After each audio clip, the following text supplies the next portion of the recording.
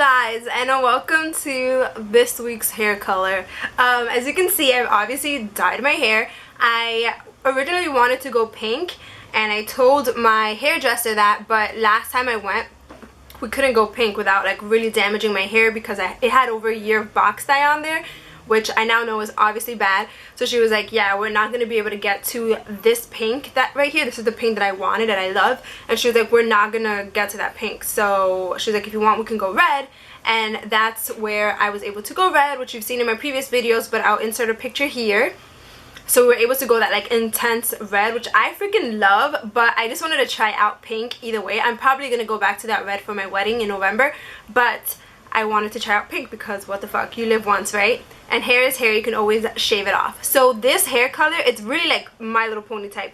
So up here, it's a purple color because I was really scared of having really light roots because my hair goes in, it looks almost black. Like my hair color is very dark brown, so when it goes in, I was like, it's gonna look so stupid, like honestly. So she was like, I'll mix some purple in there so that way like when it grows you have like a nice like gradient of colors. And I was like, that sounds good. So this purple right here, she put like on my roots everywhere. So like if you like just part my hair anywhere, you can see that it's that like purple color, which I feel like it's pretty freaking cool because I don't know, it's not just like all one color. And then this pink, there's like my hair took up like a lot of different like color of it. Like there's light pink in there. She also mixed some red because she knows like obviously my hair, like I look really well in red because of like my skin color. So she was like, we know you do good in red, so let me mix some red in there.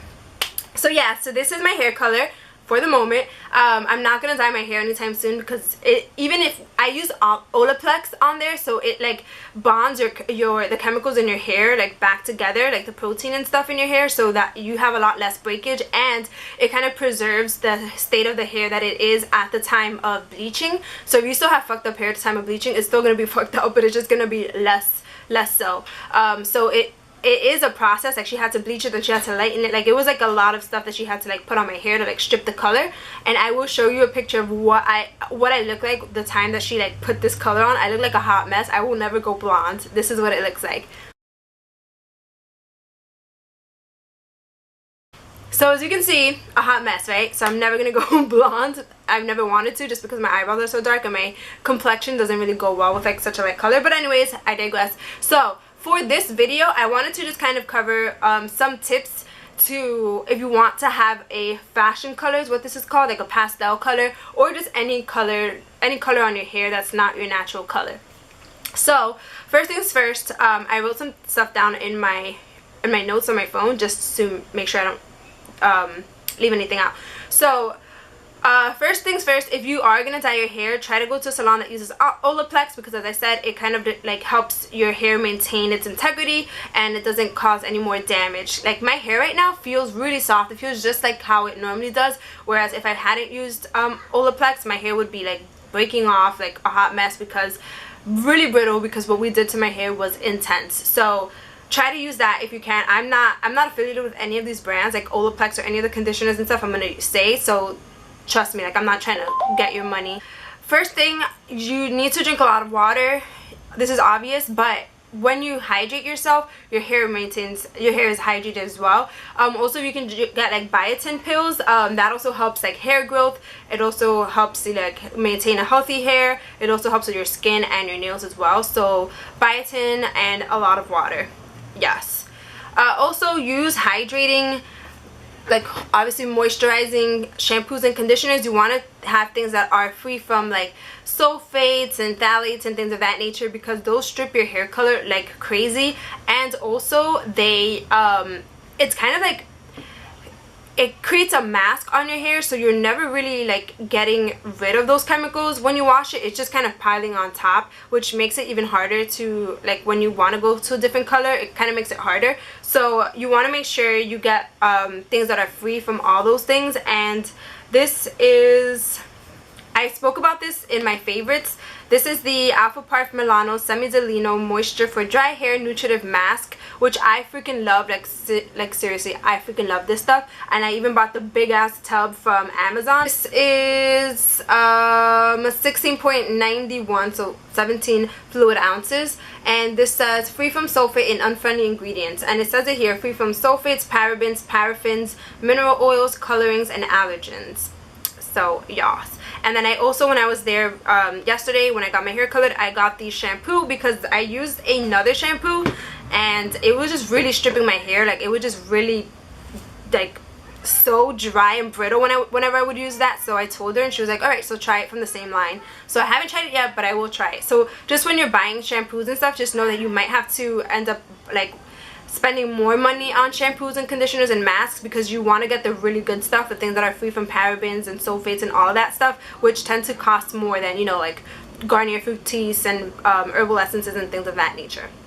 Next, do not detangle your hair when it is wet. You don't want to do that even if you don't have colored hair, because your hair is its most elastic when it's wet, so it's more prone to damage. Also, try to use a wide tooth comb. This one I bought from Sephora, but you can literally get from anywhere, it doesn't really matter. Just a wide tooth comb, so that if you do have to detangle your hair, you're not like breaking it off. So wide tooth comb, and do not detangle your hair when it is wet. Next, so this one is what I just showed you, is a mask, but you do want to use, if you use a conditioner, you do want to use a mask at least once a week, so that way you're like putting in as much moisture into your hair as possible, because bleaching and coloring your hair and all that stuff does leave your hair in a really like sensitive condition. So you do want to make sure you're putting in a lot of good stuff into it. So you want to make sure you use a mask once a week, just to kind of like get your hair moisturized and feeling a lot better. Okay, so next tip is you need to wash your hair as infrequently as possible. I have gotten to the point where I only wash my hair once a week. Yes, it sounds really gross, but you can use dry shampoo or like baby powder and stuff to like make your hair smell better, and also like soak up some of that grease or oil if you have an oily scalp like I do. But it actually helps you maintain your hair color way longer. When I went to go get my hair done yesterday, she actually was like, what the fuck, like you still have red in your hair, and she was like, and it's very vibrant. It was just my roots that when they were coming in, my roots were like, let's say this is like my hair parted, my roots were like about here, so like from here to here, like that much. So they've grown like quite a lot. But she was like, your hair is still really red. And I was like, yeah, I really don't wash my hair. It's really gross as that sounds. It's actually it's a lot better for your hair. So you need to wash it. If you're like somebody who washes it every other day or like every single day, start with just washing it like maybe like 3 times a week, and then like settle down to like 2 times a week, and then if you can do 1 time a week, 1 time a week like I do, and eventually you'll get to like being okay with it. Like my hair's up in a ponytail and a bun a lot because I just want to keep my hair, you know, not having to wash it so much, because it strips. Every time you wash your hair color's coming out. Like that's just reality. So you want to wash it less so your hair color is preserved for longer. Yeah. Also, very like common sense kind of thing, but you do want to make sure you lay off your heat products, like for real. She curled my hair yesterday. It was actually in like a braid over here, but I took it off because when I fell asleep and stuff, it was like, it got really frizzy, so I just took it off. But you want to make sure that you lay off the heat. So blow drying, flat ironing, curling irons, like all that stuff, you kind of want to use at a minimum. I am one of those people that when I wash my hair and let it like air dry, it literally grows twice in size and it's frizzy throughout, so it doesn't look cute at all. But what I will do is I will blow dry my hair. So no, I don't blow dry my hair. I will wash my hair, put it up in a bun, and as it's air drying throughout the day, like it gets into like a nice wave. So when I do take it out, I just kind of spritz it with texturizing spray, and I just kind of like scrunch it, and it tends to look pretty like okay. Other things that I do are just like leave it in a bun, braid it, you know, just things like that. Those like space buns are coming into style now. They're like really cute 90s one, the one that I had in my last video. So you know, like now there's a lot more there are a lot more hairstyles that you can do, that you can pull off with like really crazy frizzy hair, which I personally like, because that is how my hair is when I leave it air drying, so, or air dried. So yeah, so again, you want to lay off the heat because your hair is already damaged from all that crap you put it through. You don't want to keep adding more damage by heat processing your hair.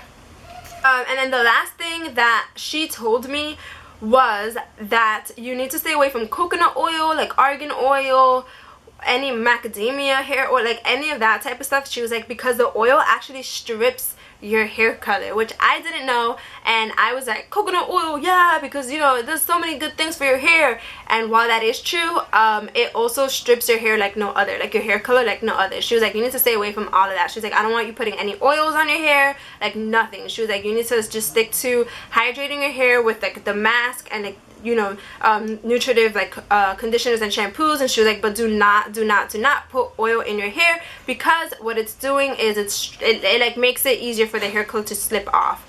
So yes, so I hope you guys learned something from these tips and tricks. I know most of them were just like common sense and things that people know of, but I personally didn't know that coconut oil one. That was a eye-opener for me, so I hope that was for you.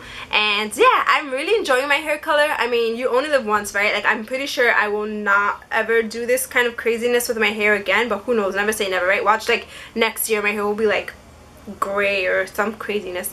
But I'm really enjoying it for right now. I have no foundation or anything on because I'm still like playing around. Like, I feel like kind of washes me out, kind of not, and my brows are like way too dark. I'm still like figuring out how to like do my makeup with this look, with this new hair color, but I'll figure it out. I'm pretty sure of that. So yes, thank you guys so much for watching, and I will see you in my next video.